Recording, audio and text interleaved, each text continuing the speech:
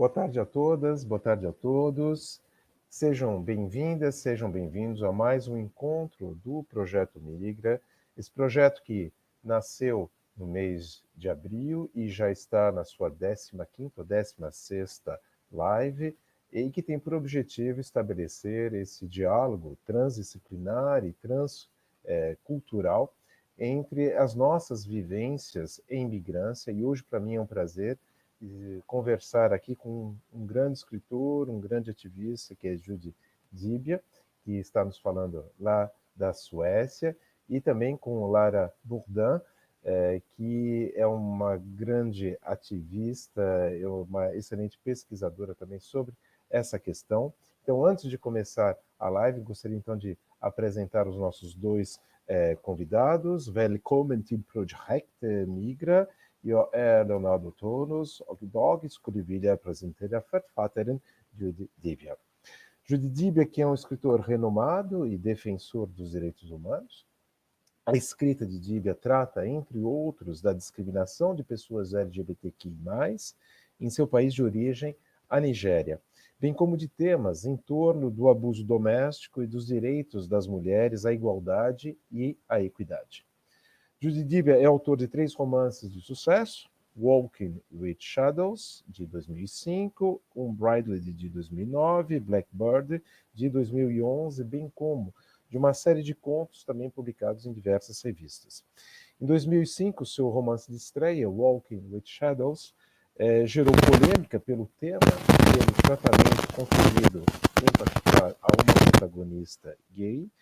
E em 2019, esse mesmo romance foi adaptado para o cinema e estreou no prestigioso BFA London Film Festival.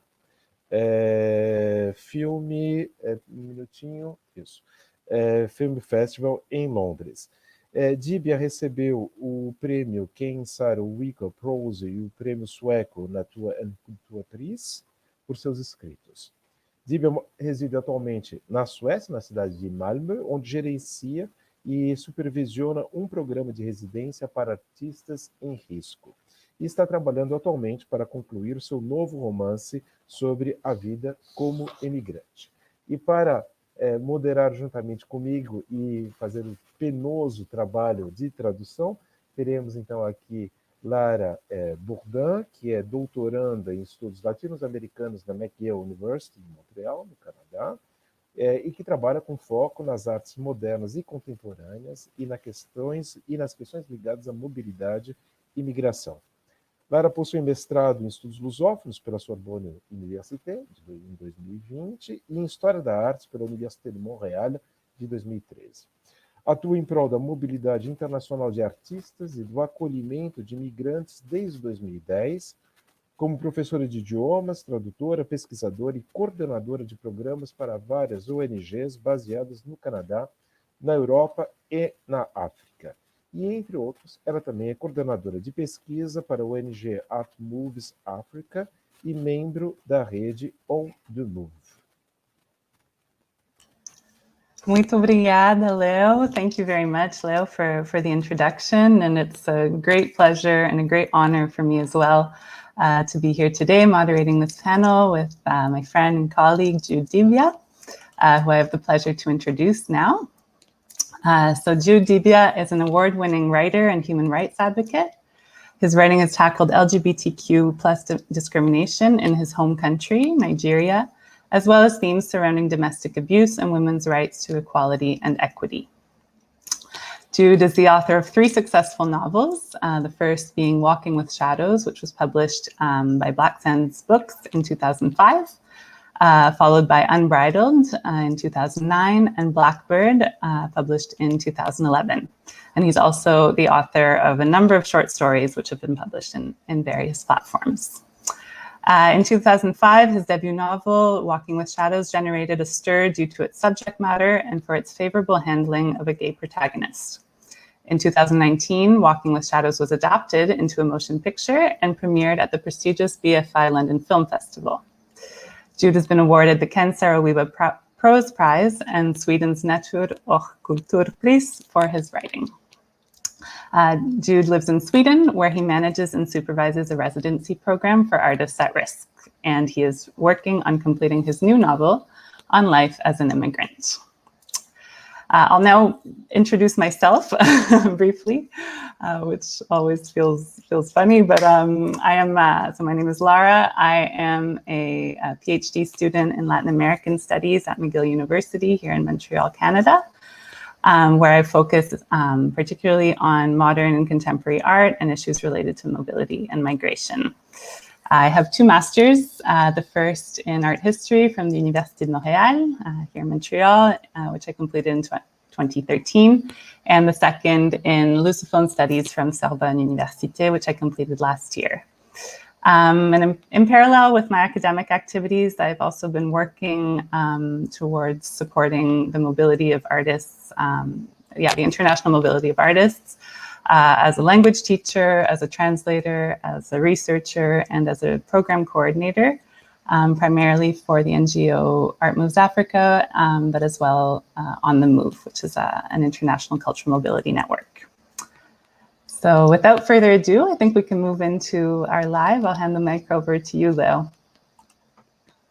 É realmente um prazer ter aqui conosco, Jude, nessa live. Então, começando já uma pergunta, gostaria que falasse um pouco do processo de escrita, justamente desse seu primeiro romance, Walking with Shadows, que é um romance geralmente citado como o primeiro romance nigeriano a abordar o tema da homossexualidade, ou, segundo as palavras do crítico literário Otoziri Obi-Young, o primeiro romance a humanizar um protagonista homossexual.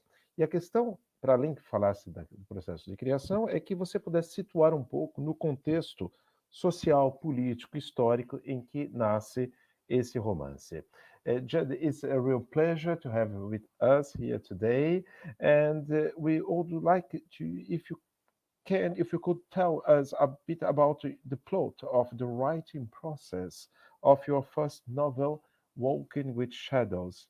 This book has often been referred to as the first Nigerian novel to broach the theme of homosexuality. Or in the words of literary critic Otozireze Obiong, it's the first to humanize a gay character in Nigerian literature. Could you tell us about the historical, the social, political context in which the novel came into being? Thank you very much, Leonardo and Lara. And again, thank you for inviting me to be part of this program. To your question regarding my first novel, when I reflect back to 15, 16 years ago when the book came out, and obviously I wrote the novel way before that, I thought I didn't even believe it was going to be so groundbreaking, to be honest. I first was searching for stories or literature that captured the life of the LGBT community in my country. And at the time, I couldn't really find anything. And what really worried me the most was the fact that the government were pushing this false narrative that gay people don't exist in Nigeria. So if gay people don't exist, then why create laws to punish them? And for me, I wanted initially to disprove that, because I was a person of, I was an LGBTI person myself, and I was a bit confused, looking for some sort of validation in literature. And so having, no access to, I got American novels, I got European novels that treated this subject, but I couldn't find African novels that was able to give me some sort of identity towards my own continent. I would pause here. Thank you, Jude. Yeah. Então, o Jude acabou de explicar que quando ele reflete sobre o período onde publicou esse romance, que foi mais ou menos 15 ou 16 anos atrás, e ele anota que, inclusive, ele já tinha escrito bastante tempo antes do livro ser publicado, ele, naquele período, ele realmente não fazia ideia que o livro iria gerar tanta polêmica. Naquela época, ele estava procurando histórias que falassem da vida de protagonistas homossexuais no seu país, no país dele, e ele não achava nada. Ele também estava muito preocupado com o fato que o governo nigeriano estava criando novas leis que reprimiam realmente as pessoas homossexuais. E ele se perguntou, mas se as pessoas homossexuais não existem aqui, então por que reprimi-las? E essa foi uma das perguntas que gerou, então, o romance. Ele também fala que enquanto pessoa LGBT+, ele, estava procurando romances que refletassem a vida dele, e ele apenas achava romances americanos, e ele não achava nada que surgisse do continente africano, e foi isso que motivou ele a publicar esse livro. All right. All right. Thank you for that. And in my search for this story, I distinctly remember Toni Morrison and the Nobel laureate Toni Morrison and her words. And she did write at some point that if there's a book that you want to read and it hasn't been written, then you must write it. And I started that journey to write this story and at least give a very nuanced identity towards the focal character, because there was a lot of preconception of what a gay person was or is.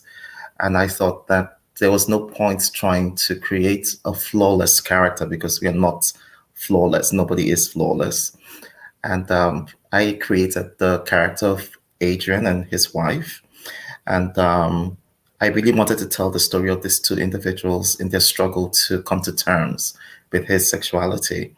And I think in 2005, when it came out, it kind of gave voice to already a growing movement of, young LGBTI people in Nigeria who were also eager for a positive kind of representation, or any kind of representation that showed them in a really nuanced light. So it contributed to that, and it took off from that.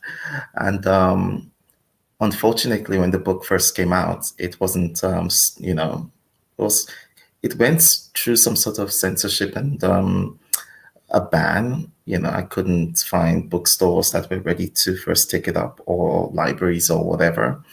And so we had to adapt some sort of guerrilla tactics to get it into the public eye, by going to radio shows, going to book festivals. And I think slowly people began to ask for the book. So that's the journey of that particular first novel of mine. Thank you, Jude. Thank you, Jude. Então, o Jude começou citando a Toni Morrison, uma fala da Toni Morrison que inspirou ele muito na época de decidir se ele iria ou não publicar o livro. E a citação, que talvez vocês conheçam, é a seguinte: é que se existe um livro que você quer ler, mas que não existe, então é você que tem que escrevê-lo. E o Jude, levou isso muito a sério, e foi isso que impulsionou ele a escrever e a publicar o livro. E ele, uma coisa que ele realmente queria fazer era dar nuance ao protagonista. O protagonista, que chama Adrian, e que é um homem casado, e a história conta... o livro conta a história da negociação entre ele e a mulher dele, das discussões sobre esse processo de aceitar a sexualidade dele. Também era muito importante para ele que o protagonista tenha falhas, que não seja um protagonista sem falha nenhuma. porque ninguém é perfeito. E então esse é um dos aspectos que foi realmente importante para ele nesse projeto de dar uma representação nuançada, com nuance do protagonista homossexual. Ele também falou que esse livro realmente inspirou toda uma geração de escritores e criadores culturais que estava procurando essas narrativas. Então, realmente impulsionou algo na sociedade nigeriana. Infelizmente, porém, quando o livro foi publicado, sofreu uma censura bem importante. Ele se deu conta muito rápido que não tinha livrarias que queriam... Bom, que o livro não estava nas livrarias e, portanto, ele teve que se adaptar com algumas táticas guerrilhas para que ele seja publicado. Então, ele participou de festivais e de emissões de rádio, coisas assim, para que o livro possa ser difundido. Jude, is there anything else you would like to add about the process? Obrigado.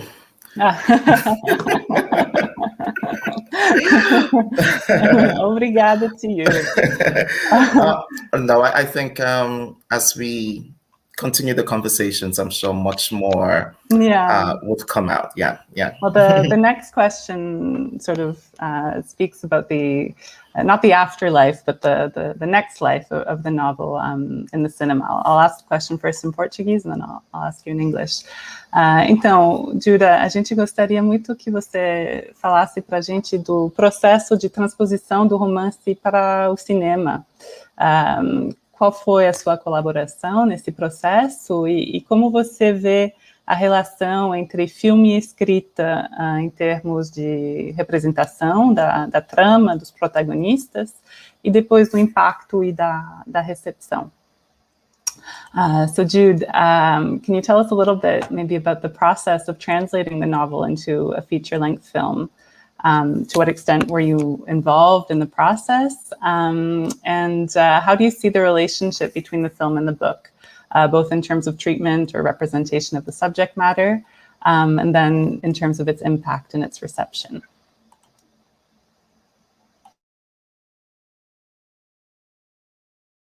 Oh, yes, you can hear me now.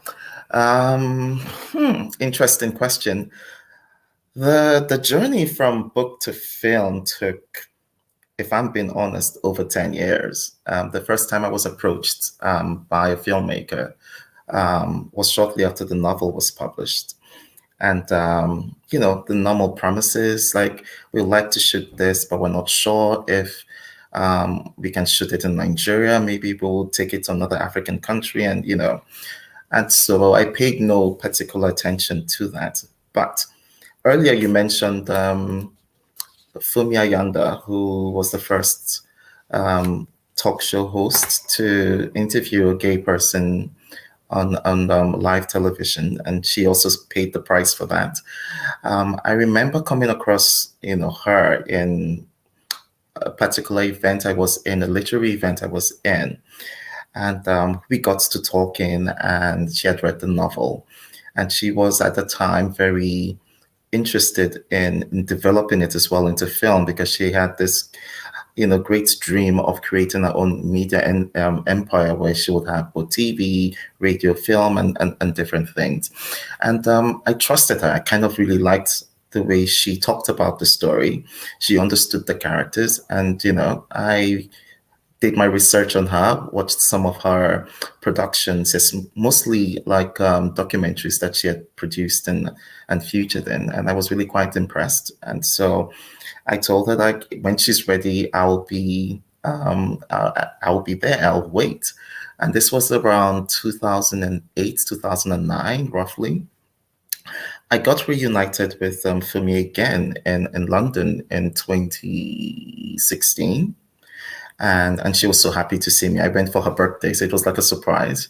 And we, again, went into the conversation, and she had her lawyers, she drew up papers and say, are you still interested? And I was like, oh, sure, let's do this if you really are serious about this. So I'll pause here so you can interpret. Perfect, thank you, Jude. Então, o Jude explica que, na verdade, o processo de criação do filme, ou pelo menos de discussão sobre essa possibilidade de adaptar o romance para o cinema, surgiu há 10 anos atrás, então bastante tempo atrás. A primeira vez que alguém chegou para ele para discutir dessa possibilidade foi logo depois da publicação. Só que naquela altura tinham bastante discussões sobre como o filme podia ser feito. Inclusive, teve uma discussão sobre aonde o filme poderia ser filmado. Queriam fazer na Nigéria, mas não tinham certeza que podia ser lá. Então, discutiram da possibilidade de filmar em outro país africano. E depois, alguns anos passaram, e tem uma figura importante da cena cultural nigeriana que chegou que ele conheceu num encontro, eu acho, numa festa, num festival, e eles começaram a discutir, e ela falou para ele do interesse dela, muito sincero, em levar o livro para o cinema. E foi um processo que, então, durou alguns anos. Eles se encontraram de novo em Londres, em 2016. 16. E o Jude gostava muito do jeito que ela falava do livro, e isso era importante para ele, ter essa confiança.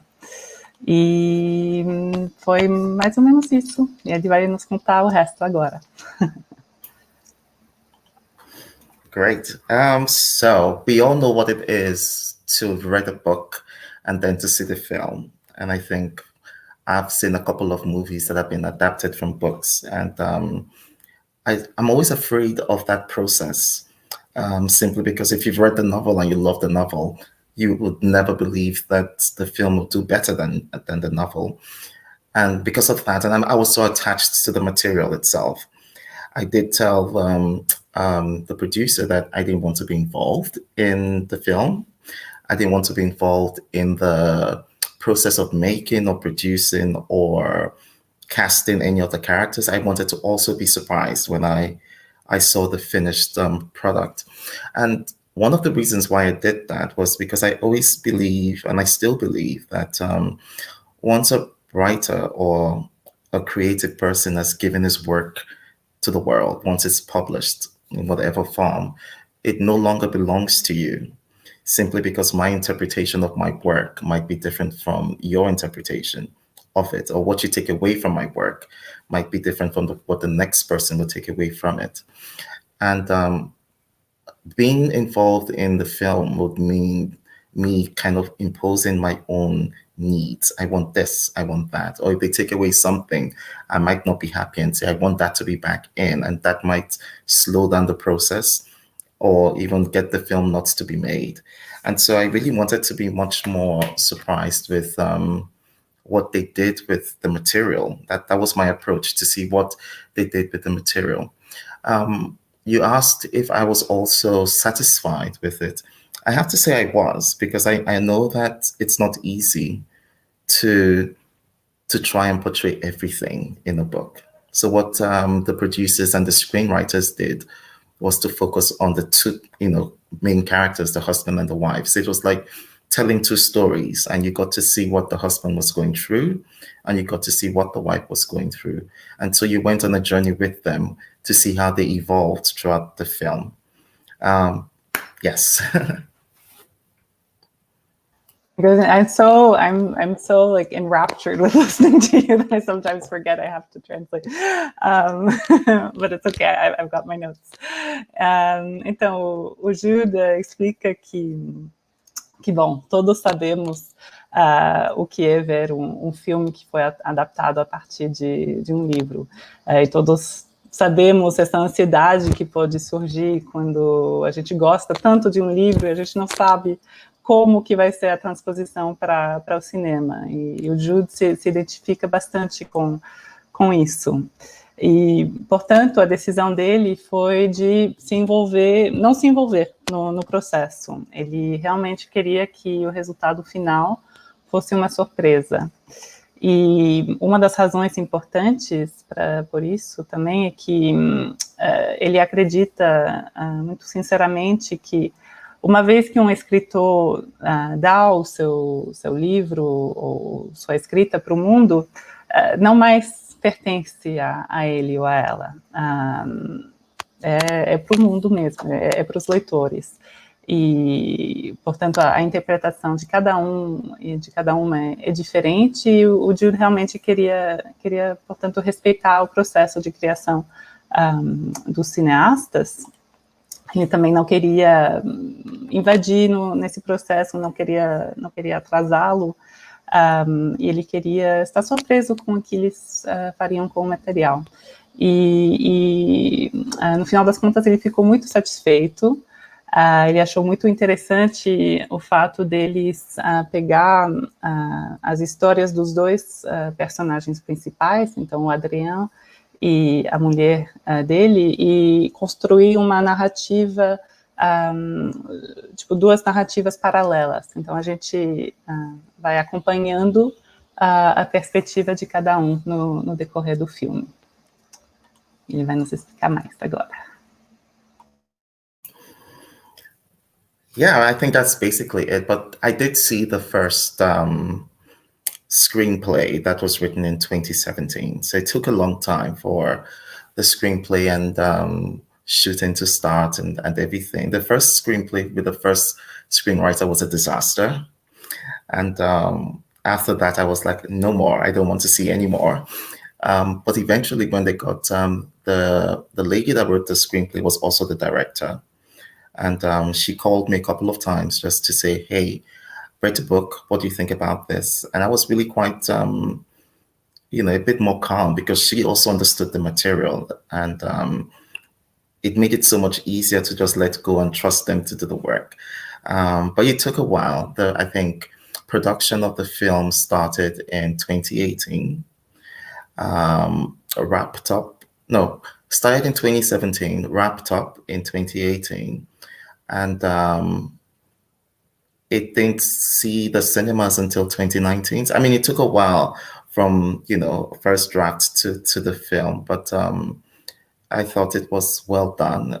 The London crowd, when I was at the premiere, they were really quite, interested in the film. And I guess it's a cultural kind of shock for people who haven't gone through the same kind of life that we live in certain parts of the world to see issues like this being still an issue. And the conversation it elicited afterwards was also quite interesting.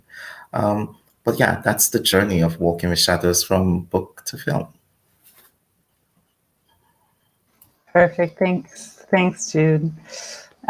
Então, ele explica que o primeiro cenário foi criado em 2017, e esse cenário ele leu, apesar de não querer se envolver demais, ele leu, e infelizmente esse foi um desastre.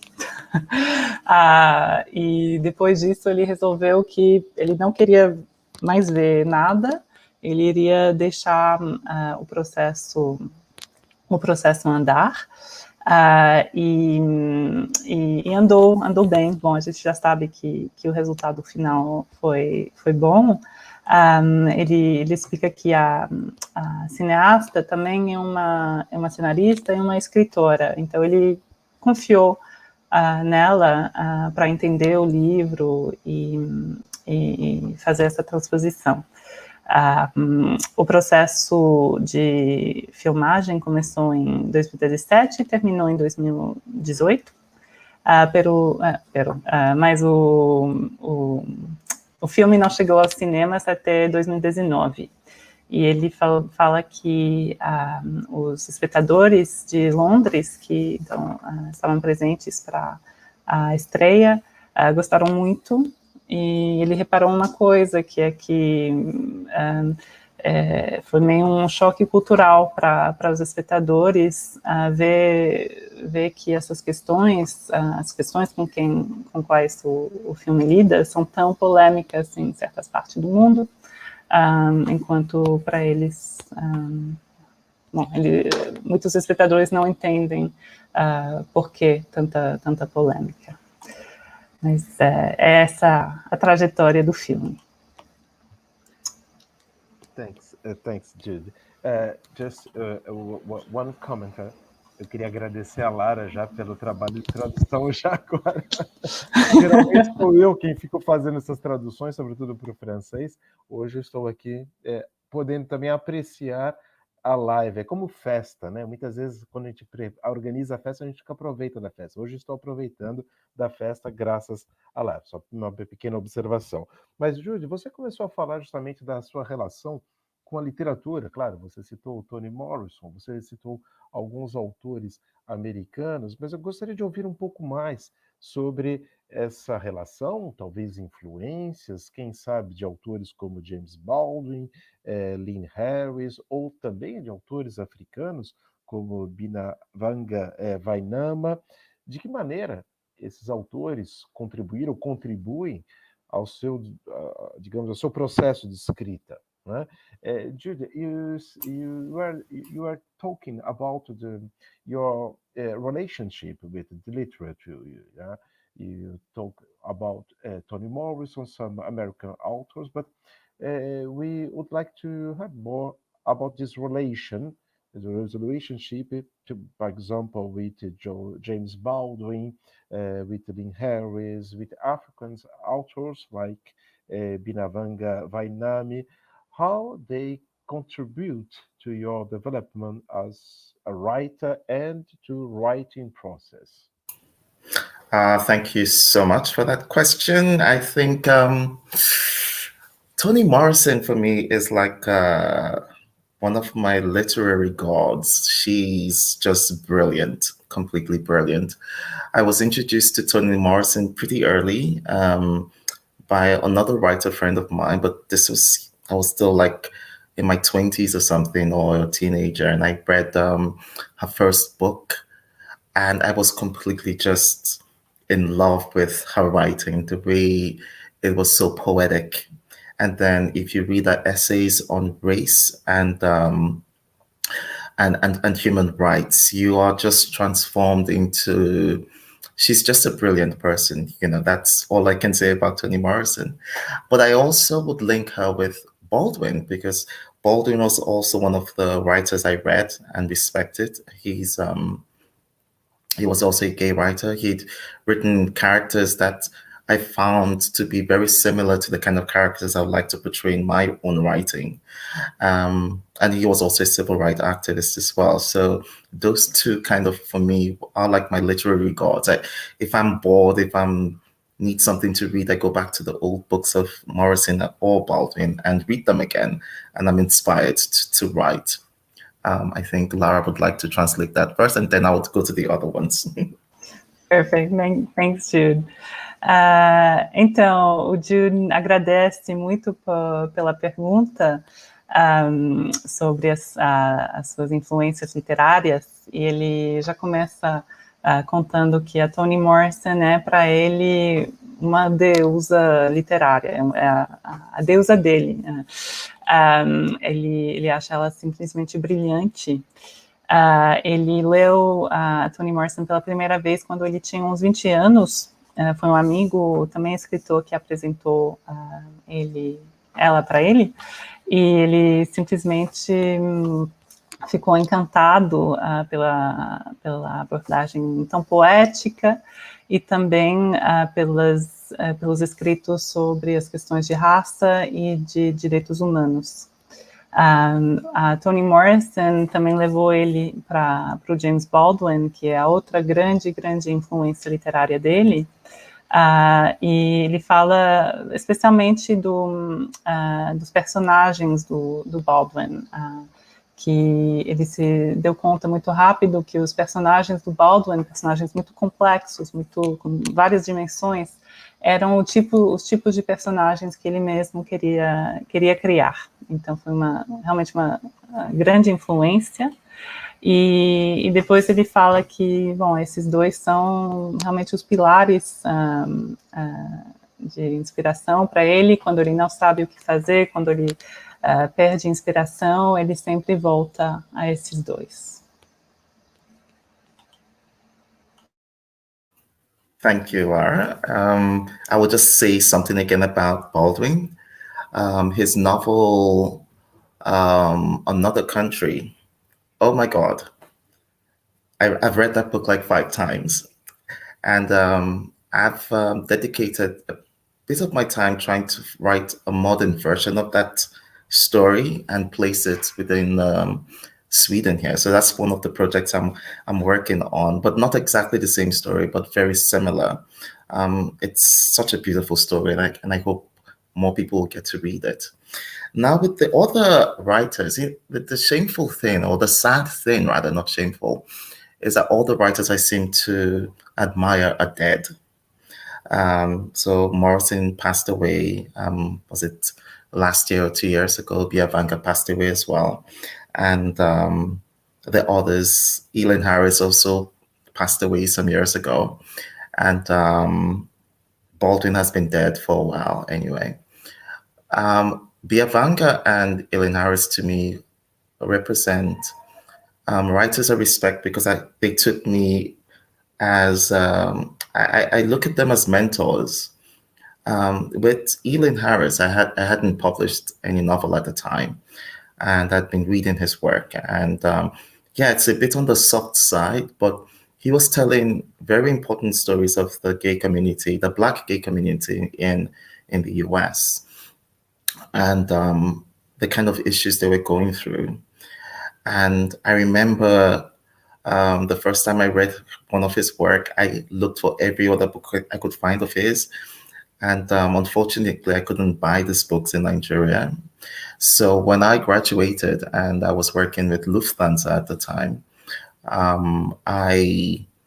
first time I had my own computer at work, and I didn't have to pay for internet and everything. So I searched online and got his website, and he had a contact email address. And I was like, I will just write to him.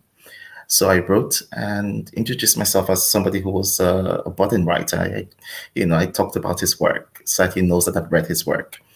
And I was really looking for some sort of inspiration on writing Walking with Shadows, or rather, I wasn't sure if I should write the story because I was worried about the political situation in my country.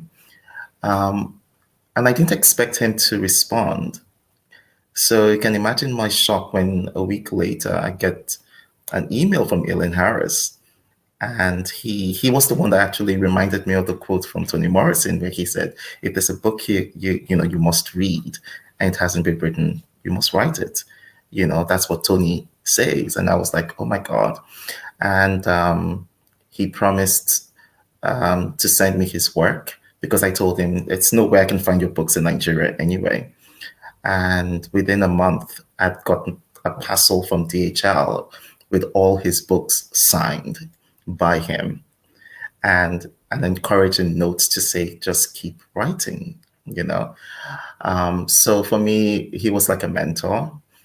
Biavanga is such a wonderful, wonderful soul. I really do miss him. When I left Nigeria and I wasn't sure where I was going to end up, I went to the UK and then I moved to the US.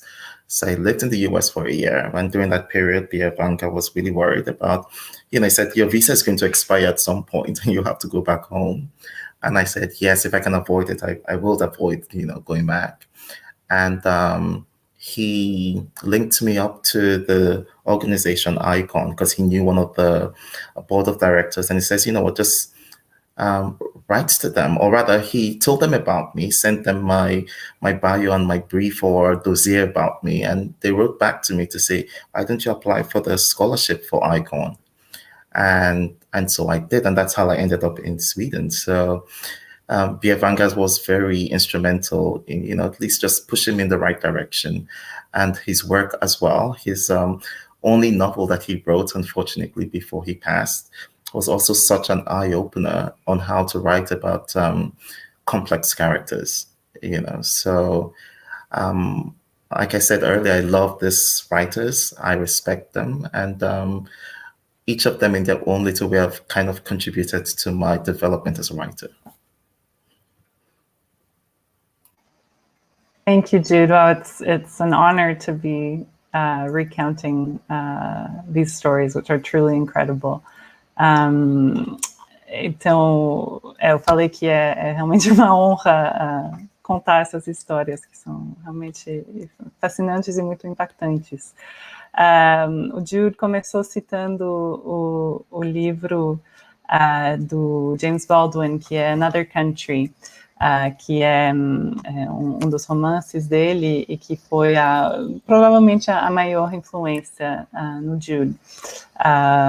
De novo, por conta do jeito que o Baldwin cria os personagens dele.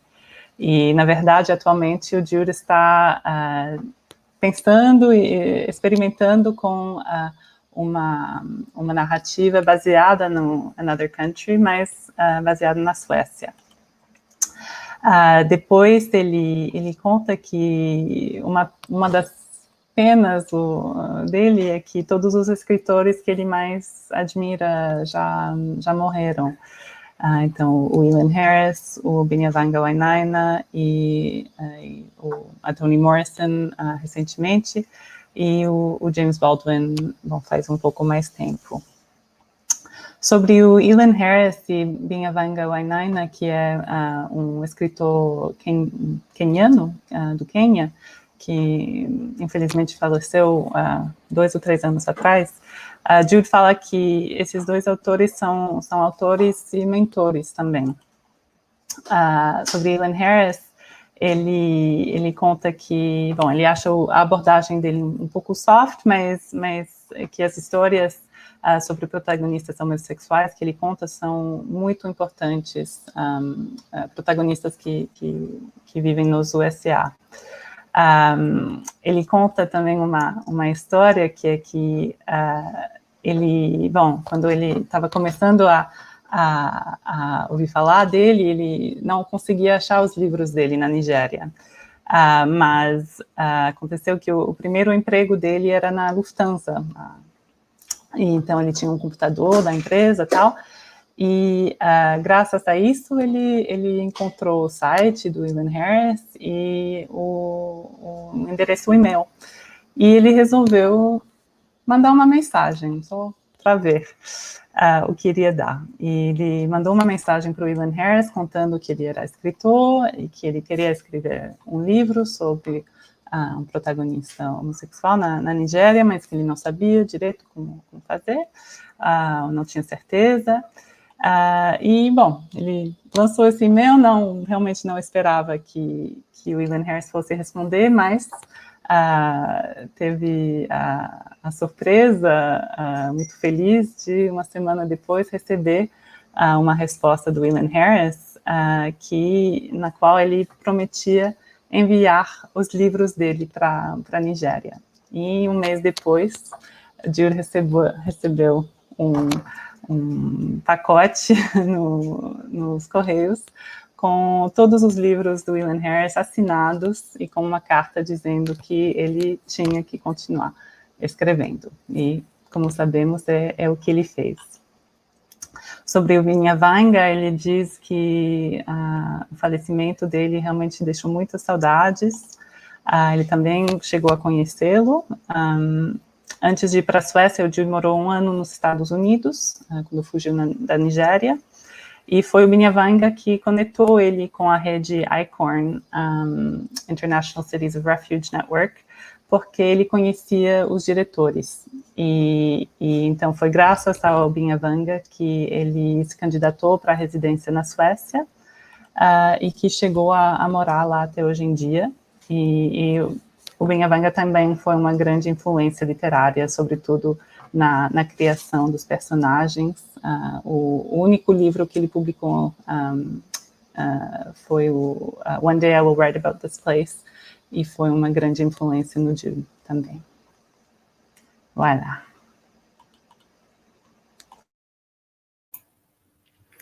Oh, I think, oh yeah, Jude, was there anything you wanted to add about? No, I was going to say the next question, but yeah.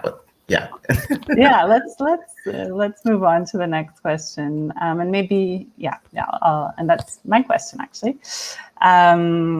So the next question is moving a little bit more towards your work with ICORN, or at least your work with human rights.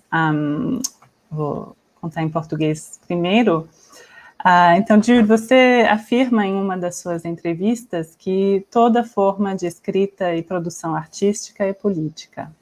All forms of writing and art are political. No processo de preparação para essa live, você também comentou para nós que, na sua visão, o artista tem um dever para com a sua sociedade.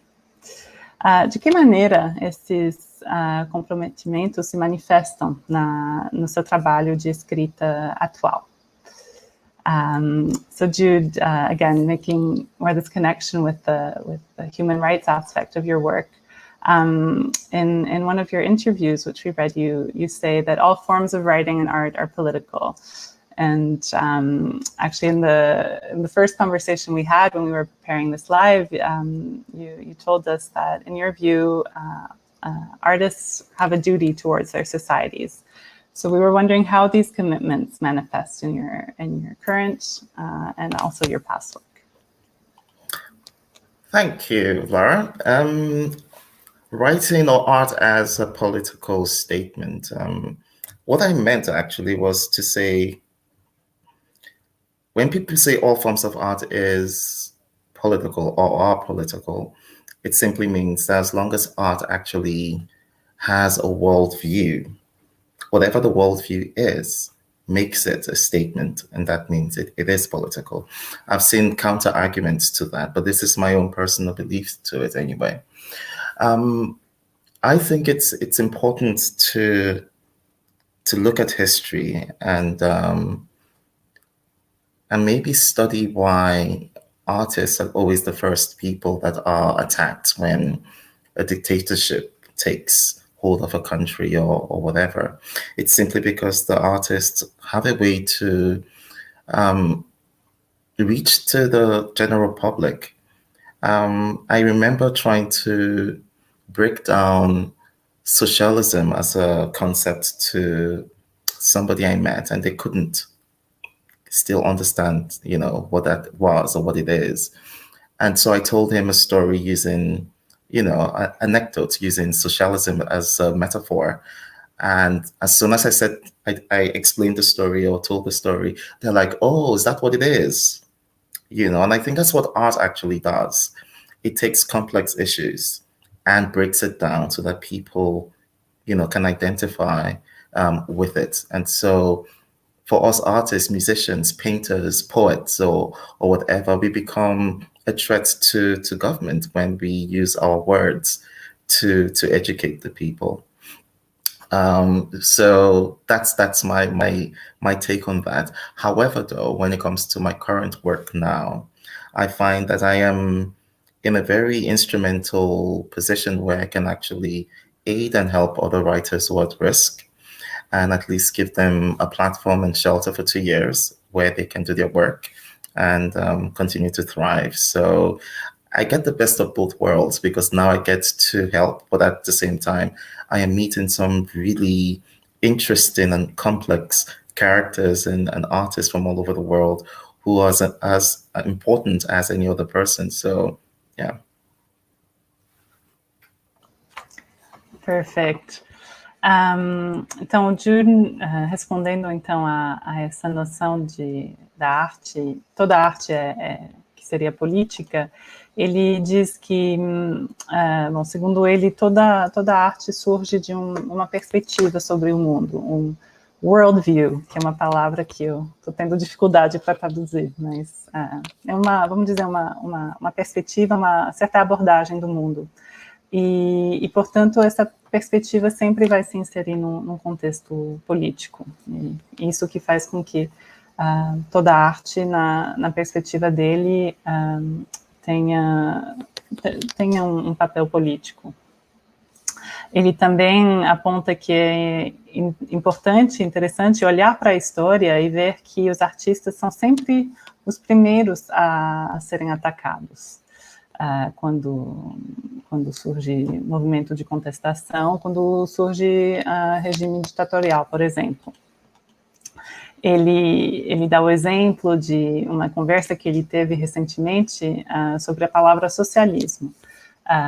Porque um amigo dele chegou para ele, bom, eles estavam conversando e o Jude usou a palavra socialismo e o amigo dele fez um comentário e o Jude falou, mas você sabe o que é socialismo? E se deu conta que o amigo não sabia. Então, o Jude explicou. Ele usa essa anedota como exemplo para dizer que, segundo ele, é isso que a arte pode fazer, é pegar conceitos complexos, questões complexas, e fazer com que as pessoas possam entendê-las e se posicionar. Hoje ele sente que ele está numa posição que ele chama de instrumental, porque ele pode ajudar artistas que estão em situação de risco, fornecer um abrigo, uma estrutura para ele, por um período pelo menos de 2 anos, e isso é um trabalho que ele considera muito importante. Perfect. Maybe, actually, Jude, maybe you can just tell us a little bit about your work with ICORN and maybe a little bit more detail before we move to the reading, just so our listeners can know a little bit more about ICORN. Okay. Então, eu tô perguntando para o Jude explicar um pouco mais do trabalho dele com a ICORN, para que a gente possa entender. So ICON is a network of international cities. I think there are about 76 cities all over the world that comprise the ICON network. In Sweden, we have 26 cities. So we have one of the largest contributors to that network. And what we actually do is, so ICON is based in, where is it? Norway. Yes, that's where the head office is.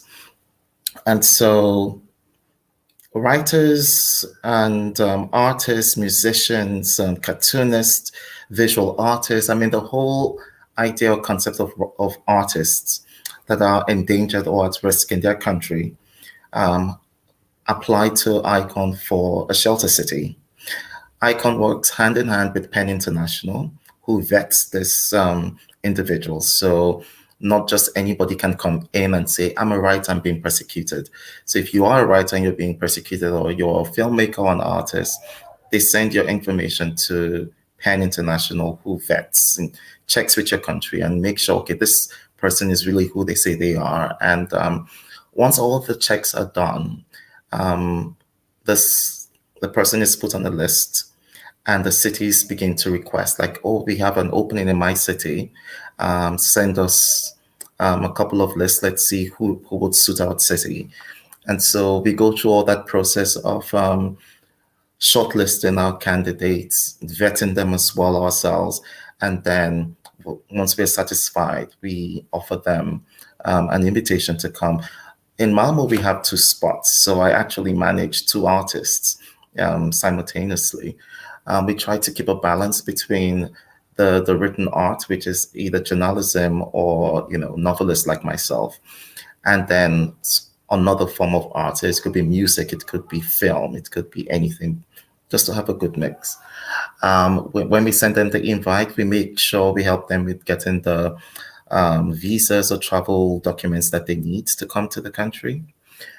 We provide them with a service department for 2 years, and also a scholarship, which comes in form of money, and that is not tax deductible. So they have all they need, and also a working space, not just the apartment, but also a working space.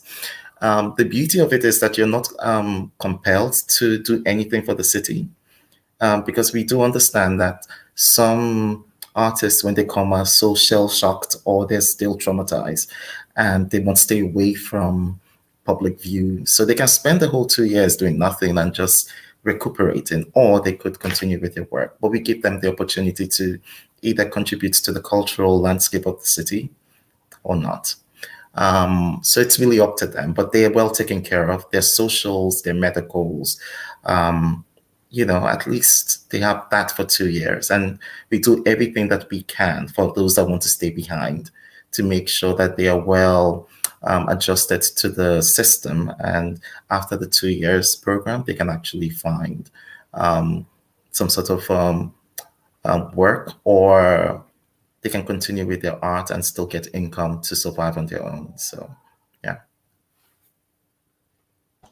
Great, thanks, Jude. Então, a ICORN, que é um acronimo que representa the International Cities of Refuge Network, então, a Rede Internacional de Cidades de Refúgio, é uma rede de 76 cidades do mundo inteiro, entre as quais 26 estão na Suécia. Então, a Suécia é um dos países mais representados na rede. É uma organização que é baseada na Noruega e que trabalha de forma muito próxima com a rede PEN internacional. Juntos, essas duas organizações então convidam artistas para uma residência de 2 anos numa cidade refúgio. Em Malmö são 2 lugares, então são 2 artistas que são convidados. Eles geralmente tentam assegurar um equilíbrio entre escritores, que sejam jornalistas ou romancistas, e outras formas de arte, músicos, artistas visuais, etc. Eles ajudam os artistas com visas, com a hospedagem, o apartamento. Também oferecem uma bolsa que não é sujeita a impostos e proporcionam um espaço de trabalho. É muito importante, desculpa, eu não sei se eu falei, mas essas residências são para artistas que estão em situação de risco nos países deles. Os artistas têm a opção de contribuir para a vida cultural da cidade, mas não é uma obrigação também não, já que muitos artistas chegam com um certo nível de trauma, e então não é justo, não seria justo pedir que eles se envolvessem necessariamente, embora essa possibilidade sempre está aberta. E depois da residência de 2 anos, o Jude e os colegas dele sempre tentam ajudar os artistas a fazer uma transição para um trabalho, um emprego, e a vida mais longo prazo nas cidades.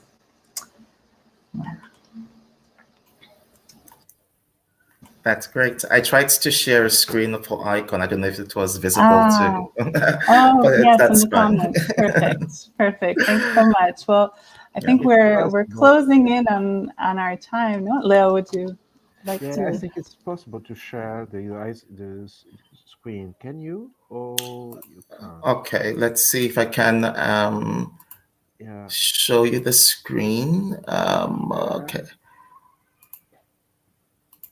Maybe Vito can help us. Yes, perfect. Yes, there.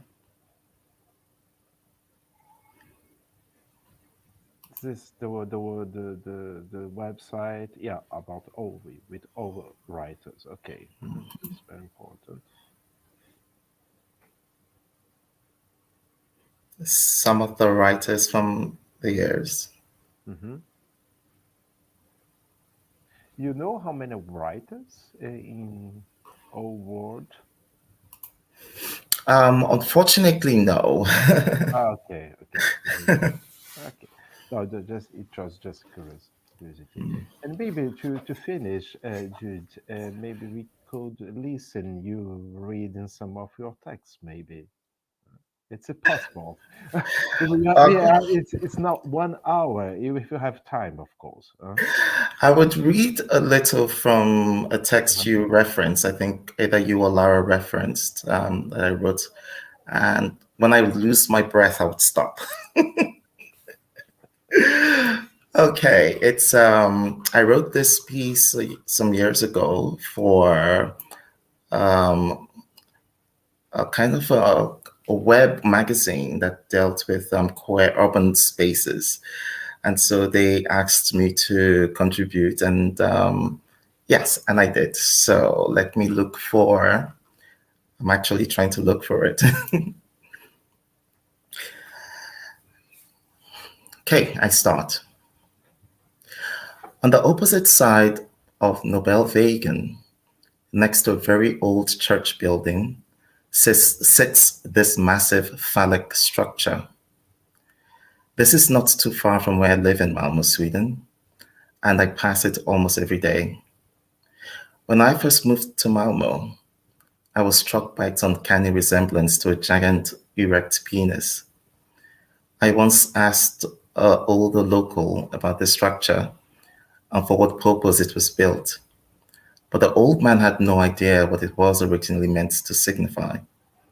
He only knew that it had always been there since he was a child. It is refreshing to live in a place that does not discriminate against different sexualities, because my creativity no longer is limited and I cannot be silenced. I've come across other similar structures. I have only to deduce that in some way this structure was built in an open space to remind all of us of the virility of straight men in society. And I've been in societies that have been primarily patriarchal. Now at night, if one wanders past this structure by Nobelwegen, one will discover both queer men and women, as well as straight couples making out in the cover of a huge shadow of this tower provides. So I'll stop here.